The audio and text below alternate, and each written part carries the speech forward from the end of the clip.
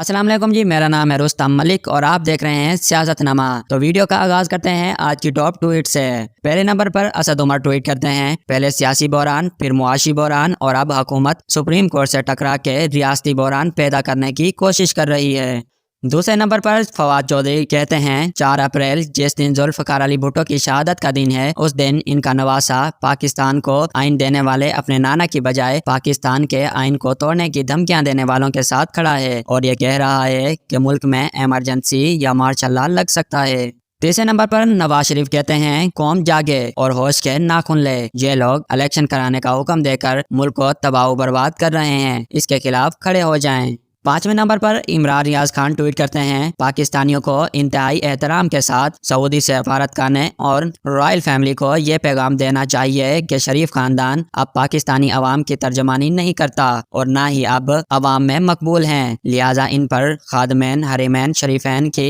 बेजा मेहरबानियां अवाम में अच्छा तासुर नहीं छोड़ रही हैं। छठे नंबर पर हिना परवेज भट्ट ने ट्वीट किया है 14 मई को इलेक्शन नहीं होगा, ऐलान खत्म। सातवें नंबर पर अताउल्लाह तारा ने ट्वीट किया है बेंच फिक्सिंग की इंतहा, काजी फायज ईसा पर चीफ जस्टिस का वार, यकतरफा 6 रुकनी बेंच की तकशील दे दिया और वो मुजाहिर नकवी जिन पर तहकीकात बिठाई गई हैं वो भी बेंच में शामिल हैं, इतना तरद्दुद क्यों, वैसे ही ऑर्डर जारी कर दें। और ऑर्डर जारी कर दिया गया, समाअत 5 मिनट तक जारी रही, जुडिशनल बगावत अरूज पर। 8वें नंबर पर नवाज शरीफ कहते हैं जिंदा रहना है तो पार्लियामेंट को मुजामत करना होगी। 9वें नंबर पर हबीब अकरम ने ट्वीट किया है कि आज के दिन जुल्फ़िकार अली भुट्टो ने दस्तूर की सरबुलंदी के लिए जान दी थी और आज इनके वारिस जमहूर के हक के इंतखाब से भाग रहे हैं, फत्ताबिरू या उलिल अब्सार। 10वें नंबर पर शाहीन सोबाई ने ट्वीट किया है कि देर ना हो जाए कहीं, जिस तरह जनरल बाजवा और आसिम मुनीर ने मुल्क के चेहरे पर कालक मल दी है, फौज के अंदर गुस्सा बढ़ रहा है और इससे पहले कि कोई नीचे से आके कोई कार्रवाई करे, ऊपर बैठे एक जनरल साहब बाकी दोस्तों से मशवरा करके जनरल आसिम को शाम को मशवरा दें कि वो किसी अच्छे अस्पताल में चेकअप करवाएं और मैं इनकी जगह बैठकर हालात और दर्जा हरारत को कम करने की कोशिश करता हूँ। यही एक तरीका है फौज में गड़बड़ रोकने